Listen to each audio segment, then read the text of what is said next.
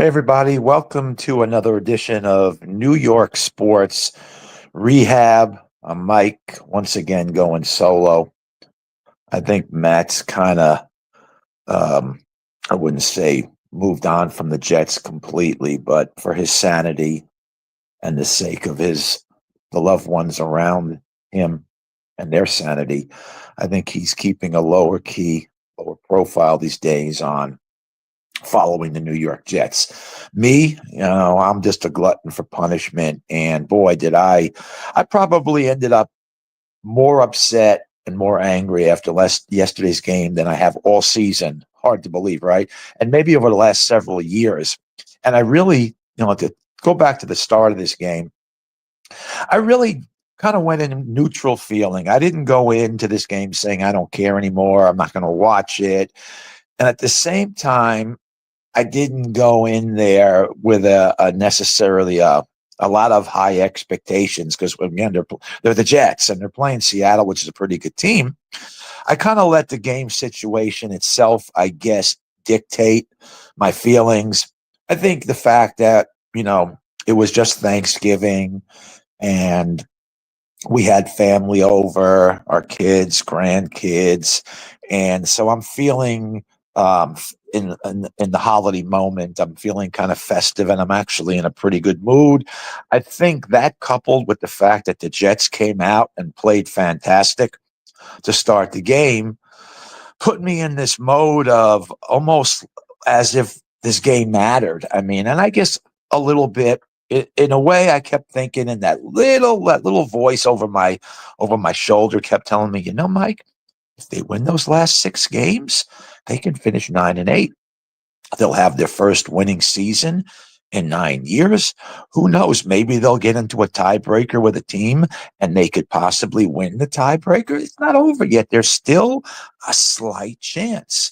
I think like 58% chance they could make the playoffs if they run the table. Like this team is actually able to run the table. They'll be lucky if they win one more game, maybe against Jacksonville, and I'm not even sure about that. But anyways, that's what I'm still thinking a little bit. There was a glimmer of hope still left. And I was in a good mood from the festive holiday weekend, Thanksgiving, and the Jets got off to a great start. And I should have known that the Jets at some point would jet and that they would end up, I wouldn't say breaking my heart because at 3-8, that's long. That's long. That ship has sailed. But anyways, they come out and I'm like, and I'm texting my kids, Matthew and Andrew, and I'm like, wow, Jets are actually playing pretty good. They're actually mixing it up on offense. Wow, they're utilizing everybody on offense. You got a little bit of Garrett Wilson, you got a little Devontae Adams, you got a little bit of Braylon Allen, you've got Brees Hall in there. Yeah, a kickoff returner who I'm not even going to try to pronounce his name. I don't know where this guy came from. I guess he's been on the practice squad all year. And again, you have to ask yourself the question, where's this guy been all year? You could just tell this guy was even on his other kickoffs, besides the one that he ran back for a touchdown, he had that little extra burst and he was looking to return the ball. And every single time he took the ball out of the end zone, you thought you had a chance to make something happen. The guy was fantastic. But of course, the Jets had him on the practice squad all year until yesterday.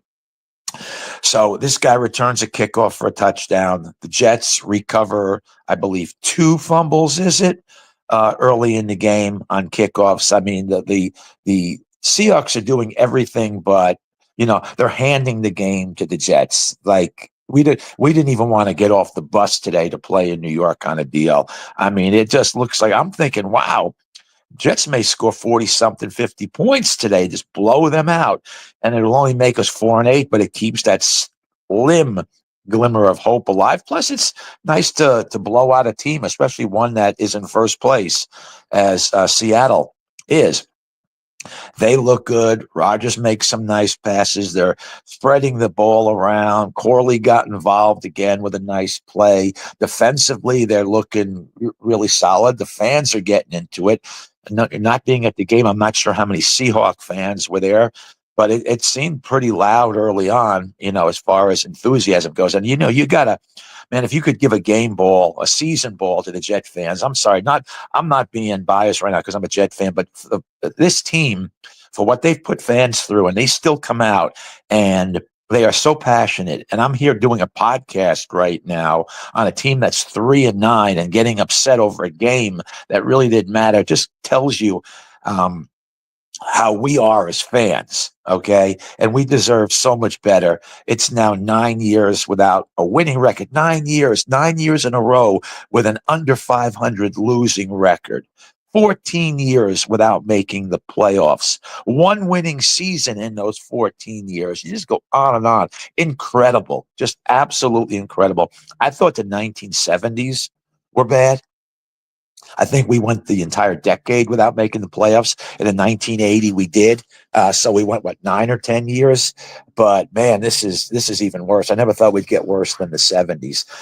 So anyways, things are looking good. Jets are up, I believe, 21. Is it 21-6, 21-7? I think it's 21-6. And they're driving and they're on the doorstep. And I'm thinking it's about to be 28-6. And of course, the turning point of the game, that beautiful move by Garrett Wilson in the corner of the end zone. And Aaron Rodgers wasn't even close. I mean, he just overthrew the guy. And, that had 28-6 written all over it. Of course, if you're not the Jets, that is.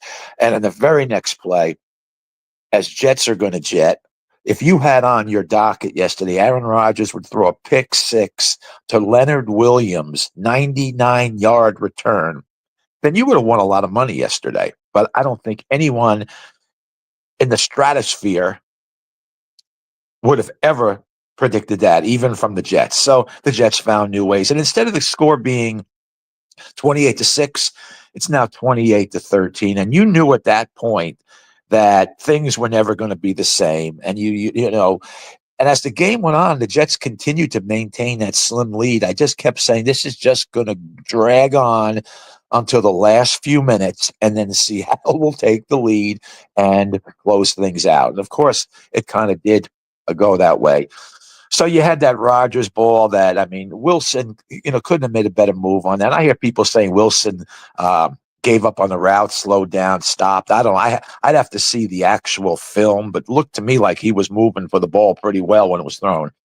Do I blame this all on Aaron Rodgers? Absolutely not. Rodgers, I thought, played one of his worst, if not his worst game yesterday. He missed a lot of passes, and even a few of them that were caught, you could see they were either underthrown. Conklin made a great catch on one. He threw a couple behind Garrett Wilson. He made some good throws, but he also made some bad ones there. He could have hit Devontae Adams on one that would have been a touchdown. Instead, turned into an incomplete pass. So Rodgers, he's not the Rodgers we expected. Is he shot? He certainly looks like it right now. He was moving pretty well early in the game. I feel like the offense is just too stagnant in general. Rodgers wants to play the way Rodgers has always played, where he slows things down and he comes to the line of scrimmage and he kind of surveys the defense and audibles or calls his play from the line and makes his adjustments there. And Aaron Rodgers was very successful at that for a very long time because he's so good. He was so good, but he's slower now. He's not that mobile. His throws are off. He's just not the same player right now. And when you've deteriorated to that level and you're continuing to play at the same tempo and pace as you were when you were elite, it's just adding to the ineptitude of the offense. That first series or two, they looked great. Clearly, it was scripted, and they had a script. Downing put together a great initial game plan, but once they got past that script, it was all over. Kind of reminded me a little bit of Adam Gase, who his teams would come out and look just like that the first series or two, when you'd be like, okay, I could see why this guy is the quarterback guru, the offensive genius. But after that first or second series of scripted plays, and it was time to readjust and more or less ad lib on the fly, the offense gave you nothing. And that's basically what you saw yesterday. You saw very little, if any, pre-snap movement. You saw no sense of urgency or rush, even late in the game. It just seems like, there's really no desire to try to get the opponent's defense on their heels, get moving quicker than they're ready for, really put it to the defense and put pressure on them to get their alignment set up quicker because the offense is moving that much quicker. Just very stagnant, no pre-snap movement, just bland, I guess you could say. So Rodgers has a good deal of the blame, but certainly not all of it. So the game lingered on. The only thing I'll say about the first half was, and I was screaming at the TV, and I don't just jump on the bandwagon with things because other people do. Long before anyone was complaining, I was saying, why? I said to my wife, I said, if the Jets stop them here on second down, they need to call a timeout on third down and stop the clock so they can get the ball back. And sure enough, I think it was not second down. I don't know if it was second or third down. I guess it was second down. Yeah. Third down, it was 3rd and 6. That's when they should have called the timeout. They didn't. Seattle let the clock run down. They threw a pass. It was incomplete. That stopped the clock now, but there was only not 17 seconds. I don't remember the amount that was left. But had they stopped the clock after that second down play, they would have had 50-something seconds left to work with and still 2 timeouts. And, it's like it's playing not to lose. What do you have to lose there? You're 3-8. You still have the lead. Stop the clock. See if you could at least get into field goal range before the end of the half. Instead, that losing Jet mentality just festered in again. And of course, there was nothing they could do with 9 seconds to go. But I couldn't believe at this point in the season, 3-8, you got a team on the ropes somewhat there. Stomp on their throat, call timeout, take a chance. If they get the first down there, so be it. They still have to march down a significant point to get into field goal range. And again, you're 3-8. It's worth the try. So that was another Jet moment right there of ineptitude and just playing not to lose when you had all the reason in the world there to take that chance. Second half, the Jets continue to more or less show no creativity on offense. The defense is up and back and forth a little bit. But as you can see, as we're getting closer to that inevitable point in the game where the Jets are going to cough it up, you can start seeing the penalties again. Because in the first half, there were only 2 penalties. And in the third quarter, you start seeing a couple more, a couple of dumbass penalties, especially on defense. The defense plays well one series, then they let up. They can't get off the field. I mean, Seattle doesn't even have a punter right now. Their punter is on the sideline on a table trying to get stretched out. So even when Seattle's got the ball on their own 30-something yard line or 40-yard line, they're going for it now because they can't punt. And we have the perfect opportunity, if we could just stop them on fourth down, to get the ball in really good position. And if nothing else, just gain 10 yards in the next series and get into field goal range a couple of times. But no, the Jets can't. So you see the writing on the wall. The defense is starting to break down. Guys are starting to get injured. Sauce had to come out. He was replaced by Stiggers, who committed one of those critical penalties as well. Stupid penalties, breakdowns.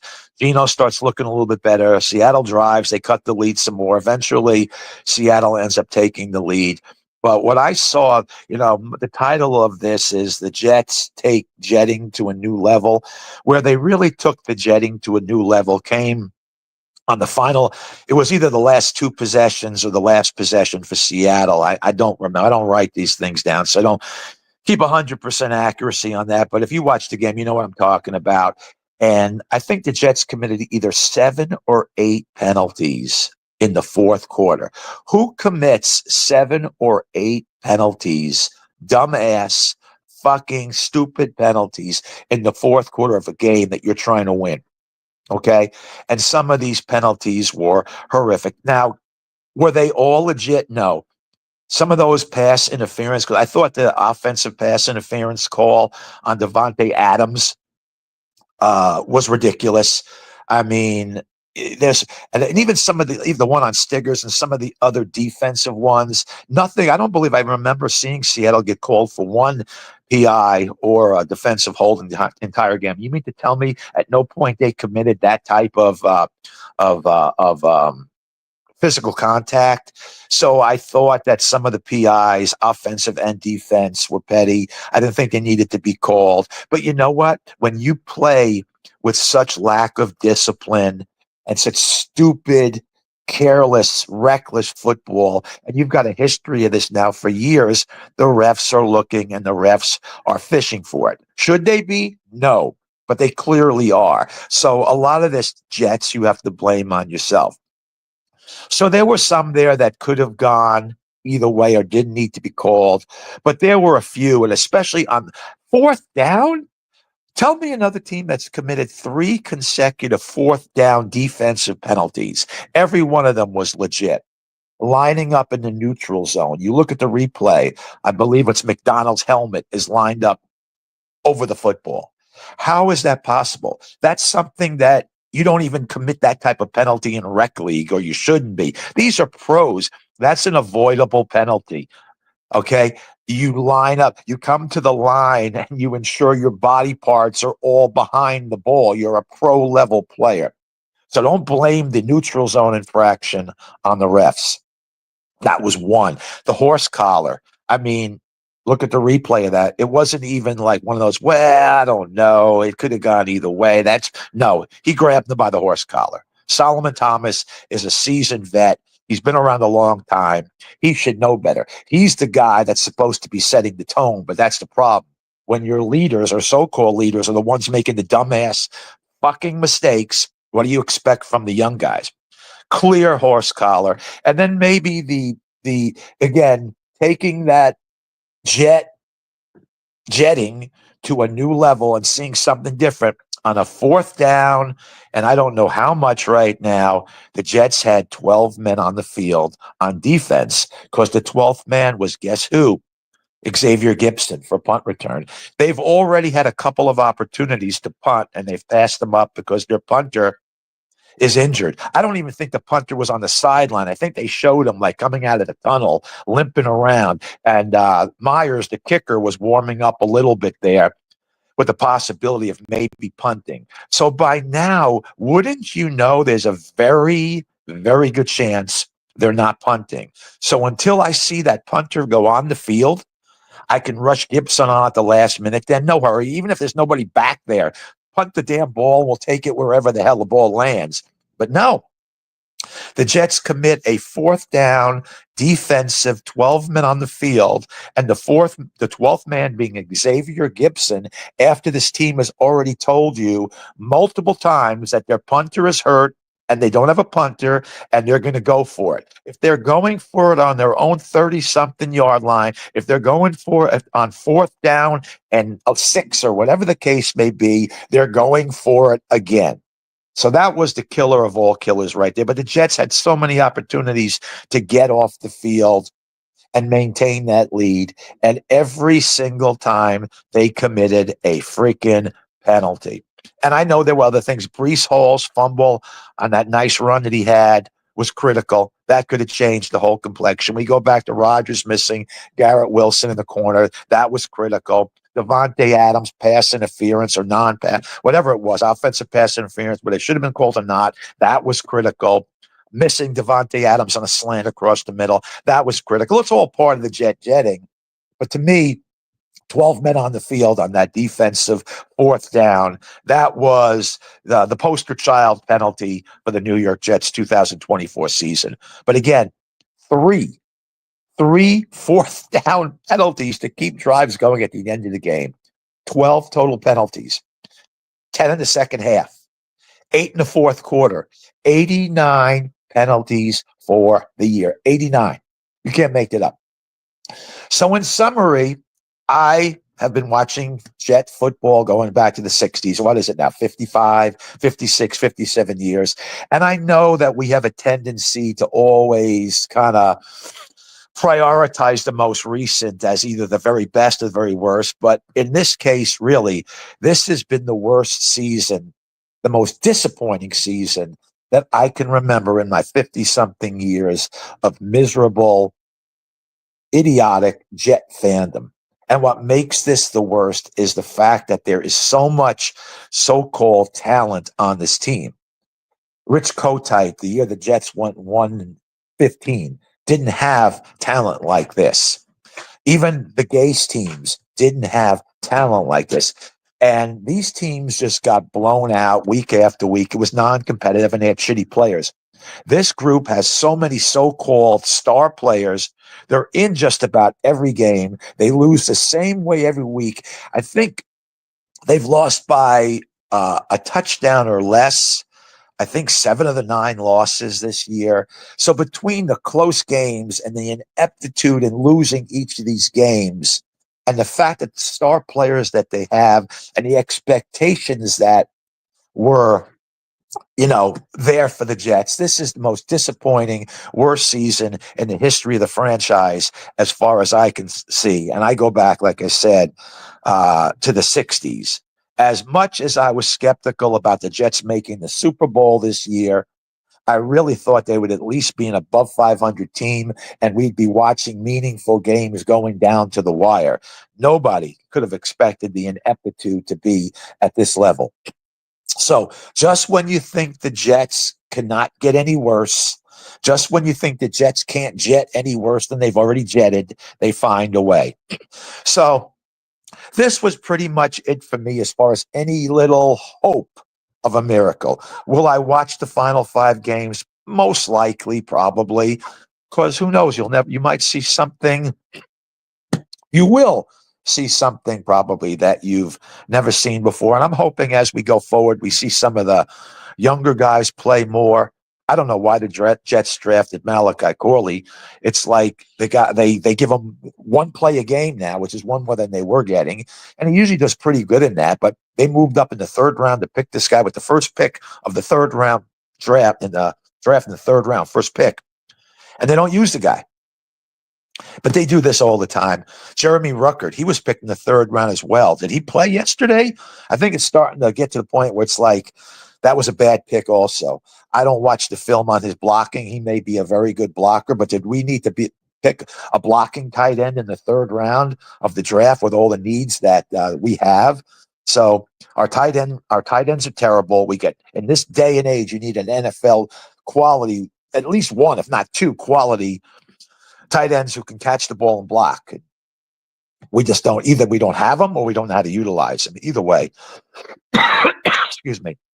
So, that's I can go down the line with draft picks, but this whole team's going to have to be gutted. I hope we get to see some of the guys in the practice squad. I hope we get to see more guys like Malachi Corley. Obviously, we're not going to see Jordan Travis this year because he can't get on the field. He's hurt, and they underestimated the severity or the length of his injury as well. So who knows if we'll ever see him, but I wouldn't mind seeing a little bit of Tyrod Taylor.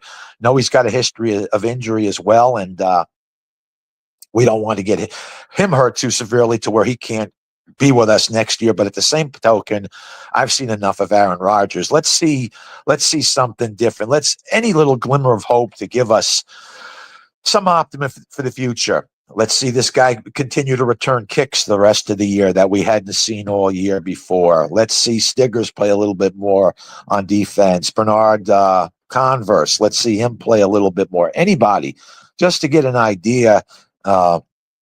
Maybe we've got a hidden gem again on the practice squad like Quincy Williams once was. But this is going to take a total rebuild. New general manager, new coach.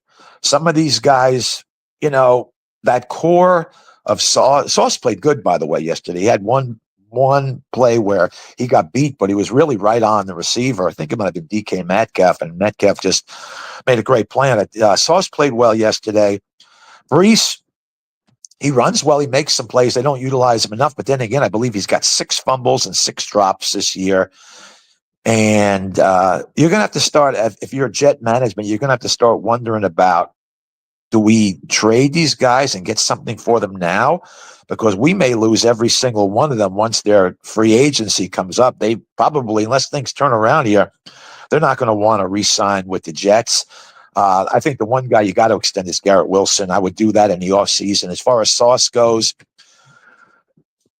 you're going to have to decide, do you want to pay this guy? He's looked a little bit better lately, but you're going to want to pay this guy big money. Same thing with Breece Hall. He is a good running back. At times he shows you that he can be a great running back, but are you going to want to pay this guy the money? Running back's a position that's devalued. He'll already have 4 or 5 years in the league. He's had some injuries. Are you going to want to, empty the bank for Breece Hall?